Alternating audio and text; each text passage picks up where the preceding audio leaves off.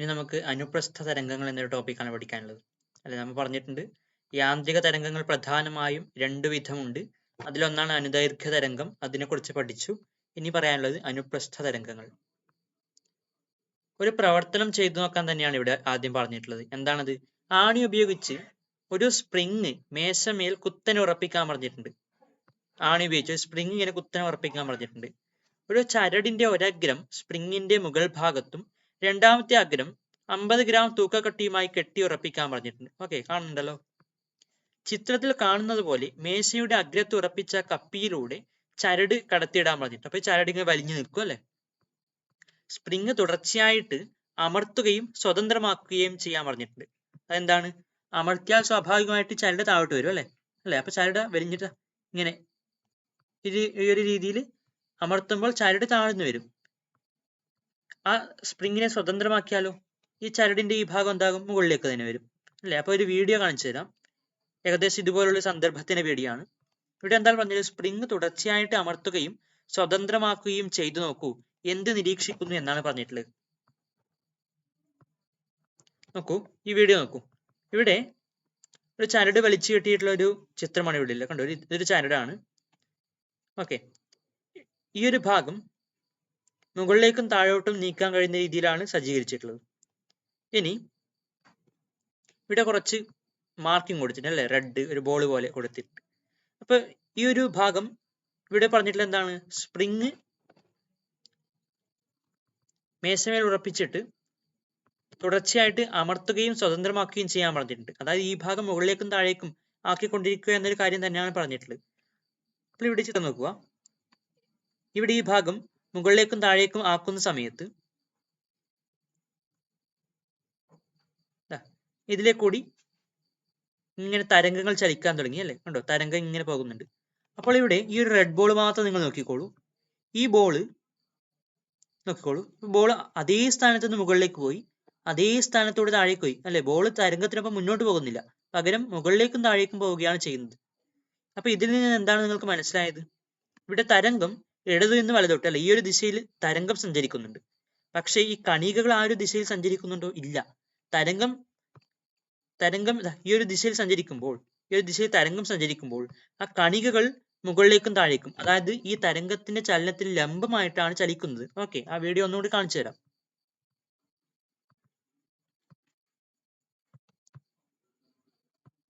Okay, നോക്കിക്കോളൂ. ഈ ഒരു ഭാഗം മുകളിലേക്കും താഴേക്കും ആക്കുന്ന സമയത്ത് ഉണ്ടോ, ഈ കണികകളൊക്കെ അതേ സ്ഥാനത്ത് നിന്ന്, അതായത് ആ സ്ഥാനത്ത് മുകളിലേക്കും താഴോട്ടുമായിട്ട് വൈബ്രേറ്റ് ചെയ്യപ്പെടുന്നു. ഓക്കെ, അതായത് തരംഗം സഞ്ചരിക്കുന്ന ആ ഒരു ദിശയ്ക്ക് ലംബമായിട്ടാണ് കണികകൾ സഞ്ചരിക്കുന്നത് എന്ന് നിങ്ങൾക്ക് ഇതിൽ നിന്ന് മനസ്സിലാക്കാൻ കഴിഞ്ഞു. ഇതൊരു എക്സ്പെരിമെന്റ് ആണ് നിങ്ങൾക്ക് ഇവിടെ കൊടുത്തത്. ഇതേപോലുള്ള ഒരു എക്സ്പെരിമെന്റ് ആണ്.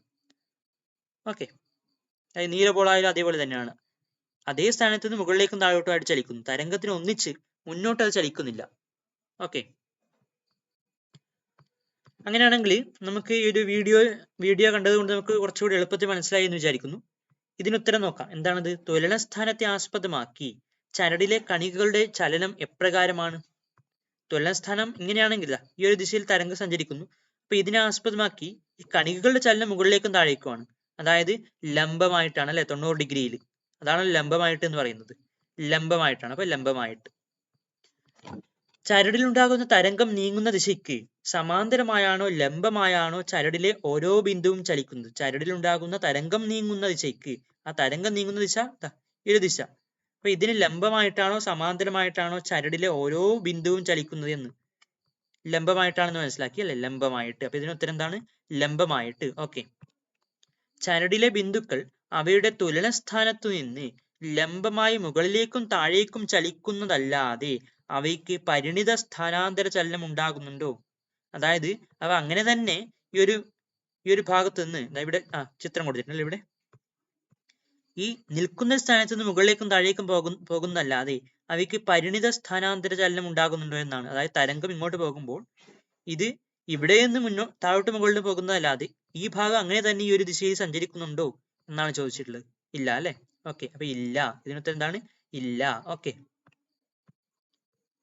അപ്പൊ അനുപ്രസ്ഥ തരംഗങ്ങൾക്ക് നമുക്കൊരു ഡെഫിനിഷൻ കിട്ടി. എന്താണത്?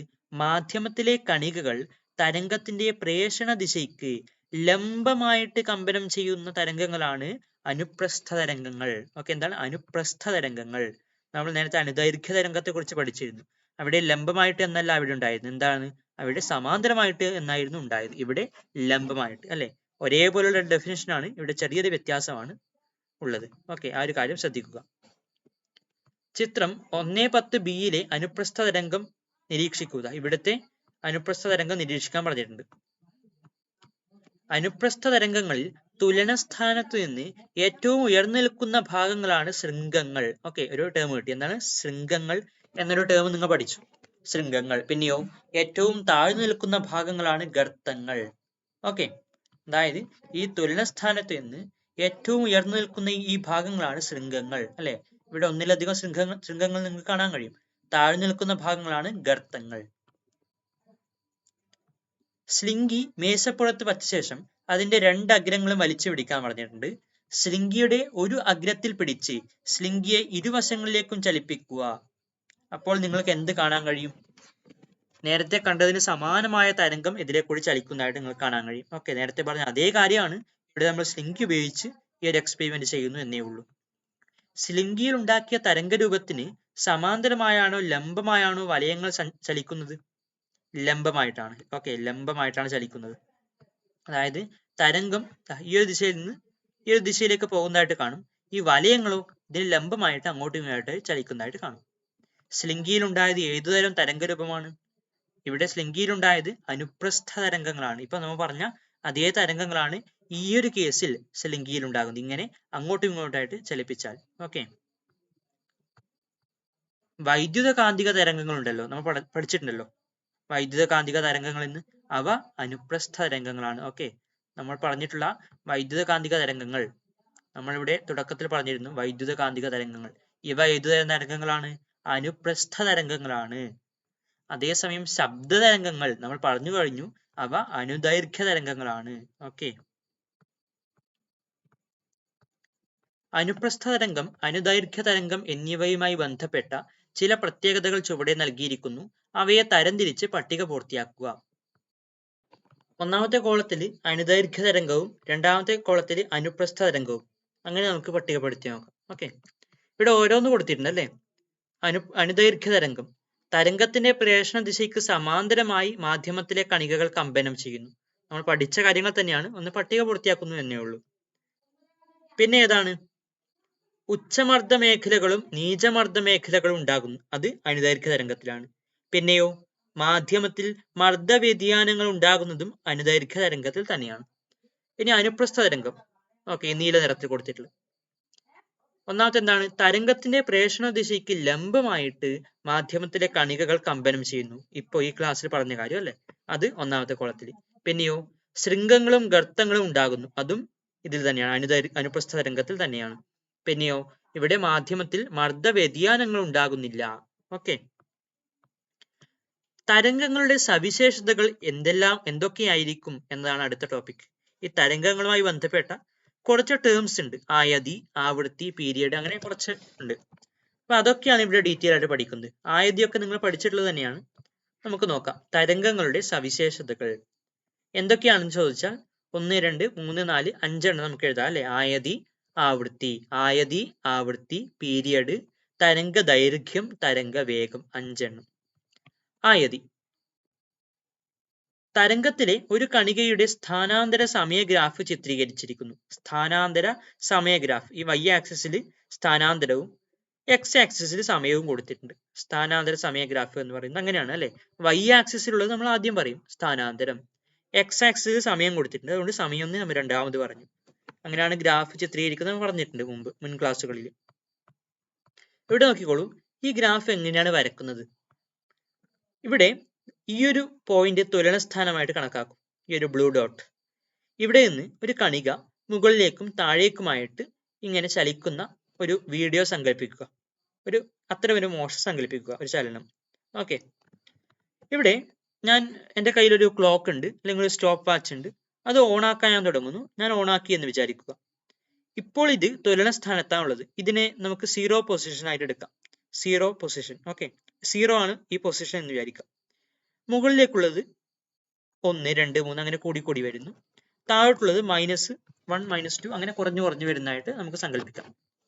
അപ്പൊ ഈ ഒരു സീറോ പൊസിഷൻ നമുക്കിവിടെ ഈ ഗ്രാഫിൽ നമുക്ക് 0 എന്ന പോയിന്റിൽ ഇവിടെ രേഖപ്പെടുത്തിയായിട്ട് വിചാരിക്കുക. അപ്പൊ ഞാൻ അതായത് സ്റ്റോപ്പ് വാച്ച് ജസ്റ്റ് തുടങ്ങുന്ന സമയത്ത് ഇത് ഈ ഒരു പൊസിഷനിലാണല്ലോ ഉള്ളത്, 0 എന്ന പൊസിഷനിൽ. ഓക്കെ, അതുകൊണ്ട് ഞാനിവിടെ ഈ സീറോ ടൈമിൽ 0 ഇവിടെ ഒരു പോയിന്റ് കൊടുത്തു എന്ന് വിചാരിച്ചോളൂ. കുറച്ച് സമയം കൂടിക്കൊണ്ട് നിൽക്കുന്നുണ്ട്. ഓക്കെ, സമയം കൂടിക്കൊണ്ട് നിൽക്കുന്നുണ്ട് എന്ന് വെച്ചാൽ ഗ്രാഫിൽ ഇതാ ഈ ഒരു എക്സ് ആക്സിസിലേക്ക് നീങ്ങിക്കൊണ്ട് നിൽക്കും അല്ലെ. സമയം ഈ ഒരു ആക്സിസിലാണ് കൊടുത്തത്. സമയം കൂടി ഒരു നിശ്ചിത സമയത്തിൽ എത്തുമ്പോൾ ഈ കണിക ഇവിടത്തേക്ക് എത്തി, ഏറ്റവും കൂടിയ ഉയരമായ ഈ ഒരു മുകൾ ഭാഗത്തേക്ക് എത്തി.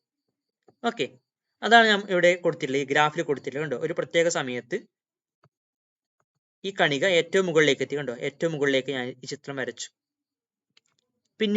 പിന്നീട് സമയം കൂടുമ്പോൾ ഈ കണിക തിരിച്ചു വരുന്നുണ്ട് അല്ലെ, തിരിച്ചു വരാൻ തുടങ്ങി കണിക. ഒരു പ്രത്യേക സമയത്തുമ്പോൾ കണിക വീണ്ടും പഴയ സ്ഥാനത്തേക്ക് എത്തി, ആദ്യം ഉണ്ടായ സ്ഥാനത്തേക്ക് എത്തി, ആ സീറോ പൊസിഷനിൽ എത്തി. അതാണ് ഇവിടെ. കണ്ടോ, സമയം പിന്നെയും കൂടിക്കൊണ്ട് നിൽക്കുന്നുണ്ട്. ഓക്കെ, 0 സെക്കൻഡ് ആയപ്പോൾ 0.5 സെക്കൻഡ് ആയി. അപ്പോൾ ഇവിടെ തിരിച്ചെത്തി. അതാണ് കണ്ടോ, തിരിച്ചിട്ട് അതേ തുലന സ്ഥാനത്തേക്ക് തന്നെ വരച്ചു. ഓക്കെ, എന്നിട്ട് വീണ്ടും സമയം കൂടുമ്പോഴോ ഈ കണിക താഴോട്ട് ചലിക്കാൻ തുടങ്ങി അല്ലേ. താഴോട്ട് ചലിക്കാൻ തുടങ്ങിയിട്ട് ഒരു നിശ്ചിത സമയത്ത് എത്തുമ്പോൾ ഏറ്റവും താഴ്ന്ന അവസ്ഥയിലെത്തി. അതാണ് ഇവിടെ കൊടുത്തത്. കണ്ടോ, വീണ്ടും സമയം കൂടിക്കൊണ്ട് നിൽക്കുന്നുണ്ട് എക്സ് ആക്സിസിൽ. അപ്പോൾ സ്ഥാനം കണ്ടോ കുറഞ്ഞ് താഴോട്ട് വന്നു. ഓക്കെ, പിന്നീടും സമയം കൂടുമ്പോഴോ തിരിച്ചു വരും. ഇത് തിരിച്ചു വന്നിട്ട് ഇതേ ഒരു പോയിന്റിലേക്ക് എത്തും. അതാണ് ഇവിടെ കൊടുത്തത്, ഡി എന്ന പോയിന്റ്. ഓക്കെ, ഇവിടത്തേക്ക് തിരിച്ചെത്തി. അപ്പൊ ഇങ്ങനെയാണ് നമ്മൾ ഈ ഗ്രാഫ് ഇവിടെ ചിത്രീകരിക്കുന്നത്. നോക്കിക്കോളൂ, ഇവിടെ പരമാവധി ഈ കണിക മുകളിലേക്ക് പോകുന്നത് 2 സെന്റിമീറ്റർ ആണെന്ന് വിചാരിക്കുക. 2 സെന്റിമീറ്റർ. ഓക്കെ, അതേപോലെ താഴേക്ക് പോകുന്നതും പരമാവധി 2 സെന്റിമീറ്റർ ദൂരത്തേക്കാണ്. ഓക്കെ, പരമാവധി 2 സെന്റിമീറ്റർ ദൂരത്തേക്കാണ്. അതാണ് ഇവിടെ ഗ്രാഫിൽ കൊടുത്തിട്ടുള്ളത്. നോക്കിക്കോളൂ, പരമാവധി പോകുന്ന ദൂരം 2 സെന്റിമീറ്റർ ആണ് ഗ്രാഫിൽ കൊടുത്തിട്ടുള്ളത്. കണ്ടോ, 2. കണ്ടോ, ഇവിടെ ആദ്യത്തെ ആ ഒരു കമ്പനത്തിന്റെ സമയത്ത് എ എന്ന പോയിന്റ് നമുക്ക് കൊടുത്തു. പിന്നെ താഴോട്ട് പോയി ആ കണിക വീണ്ടും പഴയ സ്ഥലത്തേക്ക് എത്തി, വീണ്ടും മുകളിലേക്ക് പോകാൻ തുടങ്ങി. കണ്ടോ, ഇവിടെയും 2 സെന്റിമീറ്റർ തന്നെയാണല്ലോ. നോക്കിക്കോളൂ, കണ്ടോ, 2-ലല്ലേ മുട്ടുന്നത്. അതേപോലെ താഴോട്ട് പോകുമ്പോഴോ താഴോട്ട് പോയിട്ട് സി എന്ന പോയിന്റിൽ എത്തി. ആ ഒരു സമയത്ത് ഇവിടെയും കണ്ടോ 2 തന്നെയാണ്, -2. താഴോട്ട് എന്ന് സൂചിപ്പിക്കാൻ -2. ഓക്കെ, അപ്പൊ ഇങ്ങനെയാണ് ഗ്രാഫ് ചിത്രീകരിക്കുന്നത് മനസ്സിലായല്ലോ. ചിത്രത്തിൽ തരംഗത്തിന്റെ തുലന സ്ഥാനത്ത് നിന്ന് ഏറ്റവും കൂടിയ സ്ഥാനാന്തരമുള്ള ബിന്ദുക്കൾ ഏതൊക്കെയാണ്? തുലന സ്ഥാനത്ത് നിന്ന് ഏറ്റവും കൂടിയ സ്ഥാനാന്തരമുള്ള ബിന്ദുക്കൾ നോക്കിക്കോളൂ. തൽക്കാലം പോസിറ്റീവ് നെഗറ്റീവ് എന്ന കാര്യങ്ങൾ നോക്കണ്ട. അതായത് 2 -2 അങ്ങനെ നോക്കണമെന്നില്ല. കൂടിയ സ്ഥാനാന്തരം ആ ഒരു ദൂരം മാത്രം തൽക്കാലം നോക്കിയാൽ മതി. ആ ഒരു നീളം അത് മാത്രം തൽക്കാലം നോക്കിയാൽ മതി. ഇവിടെ എ എന്ന പോയിന്റിലും സി എന്ന പോയിന്റിലും ഇ എന്ന പോയിന്റിലും തുലന സ്ഥാനത്ത് നിന്ന് ഏറ്റവും കൂടിയ സ്ഥാനാന്തരം കിട്ടുന്നതായിട്ട് നിങ്ങൾ കാണാം. അതുകൊണ്ട് എ, സി, ഇ എന്നിവയാണ് ഉത്തരം. ഇത് തന്നെയാണല്ലോ ആയതി. തുലന സ്ഥാനത്ത് നിന്ന് ഒരു കണികയിൽ ലഭിക്കുന്ന ഏറ്റവും കൂടിയ സ്ഥാനാന്തരമാണ് ആയതി. ഓക്കെ, തരംഗത്തിന്റെ തുലന സ്ഥാനത്ത് നിന്ന് ഒരു കണികയ്ക്ക് ലഭിക്കുന്ന ഏറ്റവും കൂടിയ സ്ഥാനാന്തരമാണ് ആയതി.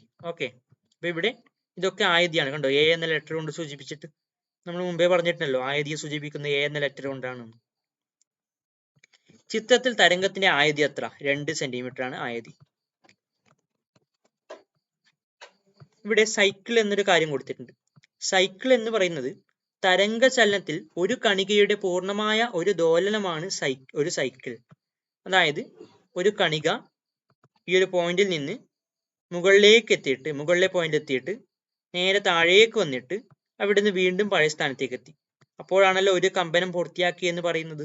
അപ്പൊ അതിന്റെ അതാണ് ഒരു സൈക്കിൾ, ഒരു കമ്പനം എന്നതിനെയാണ് ഒരു സൈക്കിൾ എന്ന് പറയുന്നത്. അത് തന്നെയാണ് ഈ ഗ്രാഫിൽ കൊടുത്തിട്ടുള്ളത്. കണ്ടോ, സമയം തുടങ്ങുമ്പോൾ അതിന്റെ തുലന സ്ഥാനത്തുണ്ടായിരുന്നു. സമയം കൂടുതൽ മുകളിലേക്ക് എത്തി, വീണ്ടും അതേ സ്ഥലത്തേക്ക് എത്തി, പിന്നെ താഴത്തേക്ക് പോയി, വീണ്ടും അതേ സ്ഥാനത്തേക്ക് എത്തി. അപ്പൊ ഒരു കമ്പനം പൂർത്തിയായി. അതാണ് ഈ ഒരു ഗ്രാഫിൽ കൊടുത്തത്. ഒരു സൈക്കിളിന്റെ ഗ്രാഫാണിത്. പീരിയഡ്. ഈ ചിത്രത്തിൽ മാധ്യമത്തിലെ ഒരു കണിക ഒരു കമ്പനം പൂർത്തിയാക്കാൻ അല്ലെങ്കിൽ ഒരു സൈക്കിൾ പൂർത്തിയാക്കാൻ എടുക്കുന്ന സമയം എത്രയാണെന്ന് ചോദിച്ചിട്ടുണ്ട്. ഓക്കെ, നോക്കിക്കോളൂ, ഇതാണ് ഒരു സൈക്കിള്. കണ്ടോ, ഇതൊരു സൈക്കിളിന്റെ ഗ്രാഫ് അല്ലേ ഇത്. അപ്പൊ ഇതിനെടുക്കുന്ന സമയം എത്രയാണെന്നാണ്. ഇവിടെ എത്രയാണ് സമയം? ഇവിടെ നോക്കുക, ഇതാണല്ലോ സമയത്തിന്റെ ആക്സിസ്. ഒരു സൈക്കിൾ ഇവിടെ തുടങ്ങിയിട്ട് ഡിയിലെത്തുമ്പോൾ ഒരു സൈക്കിൾ കംപ്ലീറ്റ് ആയി. സമയം എത്ര എടുത്തു? ഇവിടെ 0 സെക്കൻഡ്, 0.5 സെക്കൻഡ്, ഇവിടെ 1 സെക്കൻഡ്. അതായത് 1 സെക്കൻഡ് സമയമാണ് എടുത്തിട്ടുള്ളത് ഒരു സൈക്കിൾ കംപ്ലീറ്റ് ആക്കാൻ. അപ്പൊ ഇതിന് ആൻസർ എന്താണ്? 1 സെക്കൻഡ്. സമയം 1 സെക്കൻഡ്. ചിത്രത്തിലെ തരംഗത്തിന്റെ പീരിയഡ് എത്ര? ഒരു കണിക ഒരു കമ്പനം പൂർത്തിയാക്കാൻ എടുക്കുന്ന സമയം നമുക്ക് കിട്ടി. അത് തന്നെയാണല്ലോ അതിന്റെ പീരിയഡ്. പീരിയഡ് എന്ന് പറഞ്ഞാൽ അത് തന്നെയാണ്. ഒരു കണിക ഒരു കമ്പനം പൂർത്തിയാക്കാൻ എടുക്കുന്ന സമയമാണ് അതിന്റെ പീരിയഡ് എന്ന് നമ്മൾ മുമ്പ് പഠിച്ചിട്ടുണ്ട്. അടുത്തത് ആവൃത്തി. ഈ പീരിയഡിന്റെ ഡെഫിനിഷൻ ഒക്കെ നിങ്ങൾ മുൻപത്തെ ക്ലാസ്സിൽ പഠിച്ചിട്ടുണ്ടാകും. നോക്കിക്കോളൂ, മുൻപത്തെ ക്ലാസ്സുകൾ കാണാത്തവരാണെങ്കിൽ അതൊന്ന് കണ്ടു നോക്കുക. അപ്പൊ എല്ലാം ക്ലിയർ ആയിട്ട് മനസ്സിലാകും.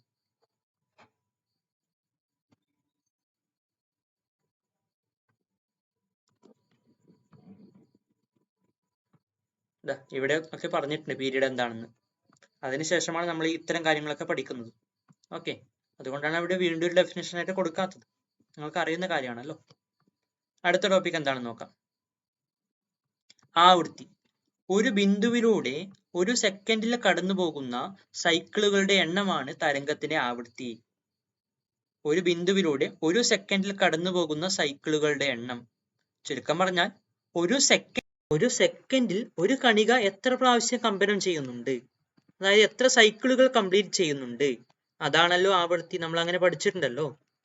അതേ കാര്യം തന്നെ അവിടെ പറഞ്ഞിട്ടുള്ളത്. ഒരു ബിന്ദുവിലൂടെ ഒരു സെക്കൻഡിൽ കടന്നു പോകുന്ന സൈക്കിളുകളുടെ എണ്ണം. അതായത് ഒരു തരംഗം കടന്നു പോകുമ്പോൾ ഒരു കണിക എത്ര തവണ സൈക്കിളുകൾ കംപ്ലീറ്റ് ചെയ്യുന്നുണ്ട്, എത്ര കമ്പനങ്ങൾ പൂർത്തിയാക്കുന്നുണ്ട്, അതാണ് അതിന്റെ ആവൃത്തി. ഒരു ചോദ്യമുണ്ട്. ചിത്രം 1.11 തരംഗം ഓയിൽ നിന്ന് ഡിയിലെത്താൻ 1 സെക്കൻഡ് എടുക്കുന്നുവെങ്കിൽ തരംഗത്തിന്റെ ആവൃത്തി കണ്ടെത്തൂ. ചിത്രം 1.11 ഓയിൽ നിന്ന് ഡിയിലെത്താൻ വേണ്ടിയിട്ട് എന്ന് പറഞ്ഞ്, ഓയിൽ നിന്ന് ഡിയിലെത്താൻ വേണ്ടി 1 സെക്കൻഡ് സമയം എടുക്കുന്നു. ആ 1 സെക്കൻഡിൽ കടന്നു പോകുന്ന സൈക്കിളുകളുടെ എണ്ണമാണല്ലോ ആവൃത്തി. ഇവിടെ എത്രയാണ്? ഒരു സൈക്കിളാണുള്ളത്. ഒരു സൈക്കിളിന്റെ ഗ്രാഫ് ഇതാ, കണ്ടോ, ഒരു സൈക്കിളിന്റെ ഗ്രാഫ് ഇതാണ്. അപ്പൊ ഇതുപോലുള്ള എത്ര ചിത്രമുണ്ട് ഇതിനകത്ത്? ഒറ്റ ഒരു സൈക്കിളാണല്ലോ ഉള്ളത്. അതായത് 1 സെക്കൻഡിൽ ഒരു സൈക്കിൾ കംപ്ലീറ്റ് ചെയ്തു. അതായത് ഇതിന്റെ ആവൃത്തി എത്രയാണ്? 1 ഹെഡ്സ് ആണ്. ആവൃത്തിയുടെ യൂണിറ്റ് ഹെഡ്സ്. ഓക്കെ, അടുത്ത ടോപ്പിക് തരംഗ ദൈർഘ്യം. ദൈർഘ്യം എന്ന് പറഞ്ഞാൽ നീളം. തരംഗത്തിലെ കണികകളുടെ ഒരു പ്രത്യേക സമയത്തെ അവസ്ഥയാണ് ചിത്രീകരിച്ചിരിക്കുന്നത്. എ എന്നത് ഒരു പ്രത്യേക സമയത്തെ അവസ്ഥയാണ്. അതേപോലെ ഇ എന്ന് പറയുന്നത് ഒരു പ്രത്യേക സമയത്തെ അവസ്ഥയാണ്. ഓക്കെ, ഇത് ഏറ്റവും കൂടിയ ദൂരത്തേക്കുള്ള ചലനം, അതായത് ആയതിയുടെ ചിത്രമാണല്ലേ എയും ഇയും ഒക്കെ. പിന്നെ സി, ജി ഇതൊക്കെ ആയതിയാണ്, ഏറ്റവും കൂടിയ സ്ഥാനാന്തരമാണ്. നോക്കൂ, എന്താണ് തരംഗ ദൈർഘ്യം എന്നതിന്റെ ഡെഫിനേഷൻ ശ്രദ്ധിക്കൂ, ഇമ്പോർട്ടന്റ് ആണ്. സമാന കമ്പനാവസ്ഥയിലുള്ള അടുത്തടുത്ത 2 കണികകൾ തമ്മിലുള്ള അകലമാണ് തരംഗ ദൈർഘ്യം. അടുത്തടുത്ത 2 കണികകൾ എന്താണ് പ്രത്യേകത? സമാന കമ്പനാവസ്ഥയിലായിരിക്കണം. അവ ഒരേപോലുള്ള കമ്പനാവസ്ഥയിലായിരിക്കണം. ഇവിടെ നോക്കിക്കോളൂ, നമുക്ക് ചിത്രം കണ്ടാൽ തന്നെ മനസ്സിലാകും എയും ഇയും ഒരേപോലുള്ള കമ്പനാവസ്ഥയിലാണ് അല്ലേ. അതേപോലെ പി എന്ന ഈ പോയിന്റും ക്യൂ എന്ന പോയിന്റും സമാന കമ്പനാവസ്ഥയിലാണ്. ആർ എന്ന പോയിന്റും എസ് എന്ന പോയിന്റും സമാന കമ്പനാവസ്ഥയിലാണ്. അതേസമയം ഈ പി എന്ന പോയിന്റും ഈ ഒരു പോയിന്റും സമാന കമ്പനാവസ്ഥയിലല്ല. ഓക്കെ, ഈ തരംഗം ഇങ്ങനെ താഴ്ന്നു വരുന്ന സമയത്തെ ഒരു പോയിന്റ് ആണ് പി. ഓക്കെ, ഈ ഗ്രാഫിക് ഇറങ്ങി വരുന്ന താഴ്ന്നു വരുന്ന സമയത്തെ ഒരു പോയിന്റ് ആണ് പി. ഇതിന് ഇനിയും ഗ്രാഫ് താഴുകയാണ് ചെയ്യുന്നത് അല്ലേ, കണ്ടോ, താഴോട്ട് പോവുകയാണ് ചെയ്യുന്നത്. അതേസമയം ഈ ഒരു പോയിന്റ് എടുത്താലോ, ഈ ഉയർന്നു വരുന്ന ഭാഗത്തെ ഒരു പോയിന്റ് ആണ് ഈ ഒരു പോയിന്റ്. ഇനി ഗ്രാഫ് ഉയരുകയാണ് ചെയ്യുന്നത്. ഓക്കെ, അതായത് ഈ പി എന്ന പോയിന്റിന് ശേഷം നിങ്ങൾക്ക് തൊട്ടടുത്തായിട്ട് ഒരു ശൃംഖമല്ല കാണാൻ കഴിയുന്നത്. അതേസമയം ഇതേ ഉയരത്തിൽ കാണുന്ന, കണ്ടോ, ഇതേ ഉയരത്തിൽ കാണുന്ന ഈ ഒരു പോയിന്റ് കണ്ടോ, ഉടനെ ഇതിനൊരു ശൃംഖം വരുന്നുണ്ട്. അതുകൊണ്ട് ഇതും സമാന കമ്പനാവസ്ഥയിലല്ല. ഈ പിയും ഈ ഒരു പോയിന്റ് സമാന കമ്പനാവസ്ഥയിലല്ല. ഒരേ ഉയരത്തിലായിട്ട് കാണപ്പെടുന്നുണ്ടെങ്കിലും. അതേസമയം ഈ ഒരു പോയിന്റും സമാന കമ്പനാവസ്ഥയിലാണ്. എന്തുകൊണ്ട്? രണ്ടിനും കുറച്ച് കഴിഞ്ഞാൽ കണ്ടോ ഒരു ശൃംഖം വരുന്നുണ്ട്. അതായത് സമാന കമ്പനാവസ്ഥയിലാണ് ഈ ഒരു പോയിന്റും ഈ ഒരു പോയിന്റ്. അതേപോലെ ഈ P എന്ന പോയിന്റും Q എന്ന പോയിന്റ് സമാന കമ്പനാവസ്ഥയിലാണ്. അപ്പൊ ഇത്തരം രണ്ട് കണികകൾ തമ്മിലുള്ള അകലമാണ് തരംഗ ദൈർഘ്യം എന്ന് മനസ്സിലായല്ലോ. കുറച്ചുകൂടി സിമ്പിൾ ആയിട്ട് നമുക്ക് ഇത് കാണാനുള്ള ഒരു ഡെഫിനിഷൻ കൂടെ താഴെ കൊടുത്തിട്ടുണ്ട്. മറ്റൊരു കാര്യം കൂടെ പറഞ്ഞിട്ടുണ്ട്. ഇത് മാധ്യമത്തിലെ ഓരോ കണികയും ഒരു കമ്പനം പൂർത്തിയാക്കാൻ എടുത്ത സമയം കൊണ്ട് തരംഗം സഞ്ചരിക്കുന്ന ദൂരത്തിന് തുല്യമാണ്. അതായത് മാധ്യമത്തിലെ ഒരു കണിക, ഓക്കെ, ഇവിടെ ഒരു കണിക, ഈ ഒരു കണിക ഒരു കമ്പനം പൂർത്തിയാക്കുന്ന സമയം കൊണ്ട്, അതായത് ഈ കണിക മുകളിലേക്ക് പോയിട്ട് താഴേക്ക് വന്നിട്ട് തിരിച്ചെത്തുന്ന ഒരു സാഹചര്യം ആലോചിക്കുക. ഈ ഒരു സമയം കൊണ്ട് തരംഗം എത്ര മുന്നോട്ട് പോയി എന്ന ആ ഒരു ദൂരമാണ് എന്ത്? തരംഗ ദൈർഘ്യം. അതാണ് ഇവിടെ ഈ ഒരു ഡെഫിനിഷനിൽ കൊടുത്തത്. ഓക്കെ, പിന്നീട് എന്താണ് പറഞ്ഞിട്ടുള്ളത്? എളുപ്പത്തിൽ കണ്ടുപിടിക്കാനുള്ള ഒരു മാർഗ്ഗമാണ്, അധികം കൺഫ്യൂഷൻ ഒന്നുമില്ലാതെ. എന്താണ്? അടുത്തടുത്ത രണ്ട് ശൃംഖങ്ങൾ തമ്മിലോ, എന്താണ് അടുത്തടുത്താന്ന് പറഞ്ഞിട്ടുണ്ട്, അടുത്തടുത്ത രണ്ട് ശൃംഖങ്ങൾ തമ്മിലോ അടുത്തടുത്ത രണ്ട് ഗർത്തങ്ങൾ തമ്മിലോ ഉള്ള അകലവും അനുപ്രസ്ഥ തരംഗത്തിന്റെ തരംഗ ദൈർഘ്യമായിട്ട് കണക്കാക്കാമെന്ന് പറഞ്ഞിട്ടുണ്ട്. ഓക്കെ, അപ്പൊ ഈസി അല്ലേ? നോക്കിക്കോളൂ. ഇവിടെ അടുത്തടുത്ത രണ്ട് ശൃംഖങ്ങളാണ് എയും ഇയും. അപ്പൊ ഇവ തമ്മിലുള്ള അകലം തരംഗ ദൈർഘ്യമാണ് ലാംഡ. പിന്നെ അടുത്തടുത്ത രണ്ട് ഗർത്തങ്ങളാണ് സിയും ജിയും. അപ്പൊ ഇവ തമ്മിലുള്ള ഈ അകലവും തരംഗ ദൈർഘ്യം തന്നെയാണ്. ഇങ്ങനെ കണ്ടുപിടിക്കാൻ കഴിയുന്ന ഏതിലാണ്? അനുപ്രസ്ഥ തരംഗത്തിലാണ്. കാരണം അതിലാണല്ലോ ഈ ശൃംഖങ്ങളും ഗർത്തങ്ങളും ഒക്കെ ഉള്ളത്. അനുദൈർഘ്യ തരംഗത്തിൽ വ്യത്യസ്തമാണ്, അത് നമുക്ക് പറയാം. തരംഗ ദൈർഘ്യത്തെ സൂചിപ്പിക്കാൻ ലാംഡ എന്ന ഗ്രീക്ക് അക്ഷരം ഉപയോഗിക്കുന്നു. ലാംഡ. തരംഗ ദൈർഘ്യത്തിന്റെ യൂണിറ്റ് എന്താണ്? ദൈർഘ്യം എന്ന് പറഞ്ഞാൽ നീളമല്ലേ, നീളത്തിന്റെ യൂണിറ്റ് നമുക്കറിയാലോ, മീറ്റർ. ചിത്രം 1.13a-യിൽ ഈ ചിത്രത്തിൽ എ എന്ന കണികയുമായി സമാന കമ്പനാവസ്ഥയിലുള്ള കണിക ഏത്? എ എന്ന കണികയുമായിട്ട് സമാന കമ്പനാവസ്ഥയിലുള്ളത് ഇ ആണ്. ഇ. പിയുമായോ പി എവിടെയാ? പിയുമായിട്ട് ക്യൂ. ബിയുമായിട്ട് ഏതാണ്? ബി, ഇവിടെയാണ് ബി ഉള്ളത്. ഇതുമായിട്ട് സമാന കമ്പനാവസ്ഥയിലുള്ളത് എഫ് ആണ്. കണ്ടോ, ദൂരം തരംഗദൈർഘ്യം തന്നെയല്ലേ, അപ്പൊ എഫ്. ചിത്രം 1.13b-യിൽ തരംഗ ദൈർഘ്യത്തെ സൂചിപ്പിക്കുന്നത് ഏത്? കണ്ടോ, ഈ ഒരു ചിത്രത്തിൽ വ്യത്യാസമുണ്ട്. എന്താണ്? ഈ ഒരു ചിത്രം നമുക്ക് അനുപ്രസ്ഥ തരംഗത്തിന്റെ ആയിരുന്നു. ഇവിടെ ഇത് അനുദൈർഘ്യ തരംഗത്തിനെയാണ്. അതുകൊണ്ട് ഇവിടെ ശൃംഖങ്ങളും ഗർത്തങ്ങളും നമുക്ക് പറയാൻ കഴിയില്ല. ഇവിടെ എന്താണ്? ഉച്ചമർദ്ദ മേഖലകളും നീചമർദ്ദ മേഖലകളുമാണ്. ഇവിടെ സിയും ആറും തമ്മിലുള്ള അടുത്ത ഒരു സിയും, ഇവിടുത്തെ ഒരു സിയും ഈ സിയും ഈ ആറും തമ്മിലുള്ള അകലമല്ല തരംഗ ദൈർഘ്യം. പകരം അടുത്തടുത്ത രണ്ട് ഉച്ചമർദ്ദ മേഖലകൾ തമ്മിലുള്ള അകലം, അതാണ് തരംഗ ദൈർഘ്യം. അതല്ലെങ്കിൽ അടുത്തടുത്ത രണ്ട് നീചമർദ്ദ മേഖലകൾ തമ്മിലുള്ള അകലമാണ് തരംഗ ദൈർഘ്യം. അതാണ് ചിത്രത്തിൽ കൊടുത്തിട്ടുള്ളത്. കണ്ടോ? ഓക്കെ, ഇവിടെ CR ആണോ RR ആണോ ശരിയായ ഉത്തരം? RR. R എന്ന് വെച്ചാൽ നീചമർദ്ദ മേഖല. അടുത്തടുത്ത രണ്ട് നീചമർദ്ദ മേഖലകൾ തമ്മിലുള്ള ദൂരം. CC അതും ശരിയാണ്, അടുത്തടുത്ത രണ്ട് ഉച്ചമർദ്ദ മേഖലകൾ തമ്മിലുള്ള അകലം. പക്ഷെ ഇവിടെ CC എന്നത് ഓപ്ഷൻസിൽ കൊടുത്തിട്ടില്ല, അതുകൊണ്ട് RR മാത്രമാണ് ശരി ഉത്തരം. ഇവിടെ CR എന്നത് സൂചിപ്പിക്കുന്നത് എന്താണ്? CR എന്താണ്? നമുക്ക് ചിത്രം കണ്ടാൽ എളുപ്പത്തിൽ മനസ്സിലാക്കാൻ കഴിയുന്നുണ്ട്. CR എന്നത് λ/2 ആണ് അല്ലെ? ഇത് CC എന്താണ്? ലാംഡയാണ്. അപ്പൊ അങ്ങനെയാണെങ്കിൽ CR അതിന്റെ പകുതി λ/2. ശ്രദ്ധിക്കുക, അനുദൈർഘ്യ തരംഗത്തിന്റെ തരംഗ ദൈർഘ്യം എങ്ങനെ കണക്കാക്കാന്നൊരു കാര്യം പറഞ്ഞിട്ടുണ്ട്. അടുത്തടുത്ത രണ്ട് ഉച്ചമർദ്ദ മേഖലകൾ തമ്മിലോ അടുത്തടുത്ത രണ്ട് നീചമർദ്ദ മേഖലകൾ തമ്മിലോ ഉള്ള അകലം അനുദൈർഘ്യ തരംഗത്തിന് തരംഗ ദൈർഘ്യമായി കണക്കാക്കാം. വേഗം. ഒരു സെക്കൻഡ് കൊണ്ട് തരംഗം സഞ്ചരിക്കുന്ന ദൂരമാണ് തരംഗ വേഗം. സിമ്പിൾ അല്ലേ? ഒരു സെക്കൻഡ് കൊണ്ട് എത്ര ദൂരം സഞ്ചരിച്ചു? ആര് സഞ്ചരിച്ചു? തരംഗം സഞ്ചരിച്ചു. അതാണ് തരംഗ വേഗം. യൂണിറ്റ് എന്താണ്? വേഗത്തിന്റെ യൂണിറ്റ് എന്താണ്? മീറ്റർ പെർ സെക്കൻഡ് ആണ്. അപ്പൊ തരംഗ വേഗത്തിന്റെ യൂണിറ്റ് മീറ്റർ പെർ സെക്കൻഡ് തന്നെയാണ്. ഒരു ക്വസ്റ്റ്യൻ, ഒരു തരംഗം 2 സെക്കൻഡിൽ 700 മീറ്റർ സഞ്ചരിക്കുന്നുവെങ്കിൽ തരംഗ വേഗം എത്രയാണ്? തരംഗ വേഗം V is equal to, നിങ്ങൾക്ക് വേഗത്തിന്റെ ഇക്വേഷൻ അറിയാലോ, വേഗം is equal to ദൂരം ഡിവൈഡഡ് ബൈ ദൂരം ഡിവൈഡഡ് ബൈ സമയമാണ് അല്ലെ. ഇവിടെ അതേപോലെ തന്നെയാണ്, തരംഗത്തിന്റെ വേഗമാണെന്നേ ഉള്ളൂ. തരംഗ വേഗം v is equal to v എന്ന സിമ്പൽ കൊണ്ട് നമുക്ക് സൂചിപ്പിക്കാം. ഈക്വൽ ടു ദൂരം എത്രയാണ്, എത്ര ദൂരം സഞ്ചരിച്ചു, 700 മീറ്റർ. 700 ഹരിക്കണം എത്ര സമയം കൊണ്ട് സഞ്ചരിച്ചതാണ്, 2 സെക്കൻഡ്. ഇപ്പൊ 700 ഹരിക്കണം 2 എത്രയാണ്, 350. ഓക്കെ, 700 എത്ര 2 ഉണ്ട്, 350. ഓക്കെ, അതാണ് ഉത്തരം, 350 മീറ്റർ പെർ സെക്കൻഡ്. ആവൃത്തിയും തരംഗ ദൈർഘ്യവും തമ്മിൽ എന്തെങ്കിലും ബന്ധമുണ്ടോ എന്നതാണ്. ഒരു ഇക്വേഷൻ പഠിക്കാനുണ്ട്, സിമ്പിൾ ആയിട്ടൊരു ഇക്വേഷൻ ആണ്. അല്ല, ഇക്വേഷൻ അത്രയേ ഉള്ളൂ, നമുക്ക് പഠിക്കുമ്പോൾ മനസ്സിലാകും. കണ്ടു, ചെറിയൊരു ഇക്വേഷൻ ആണ്, പക്ഷെ ആ ഒരു കൺസെപ്റ്റ് മനസ്സിലാക്കാൻ വേണ്ടിയിട്ട് കുറച്ച് ഡീറ്റെയിൽ ആയിട്ട് തന്നെ പറഞ്ഞിട്ടുണ്ട്. നമുക്കൊക്കെ എല്ലാം സിമ്പിൾ ആയിട്ട് തന്നെ പറഞ്ഞു പോകാം. നെക്സ്റ്റ് ക്ലാസ്സിൽ നമുക്ക് അത് പറയാം. Okay, thank you.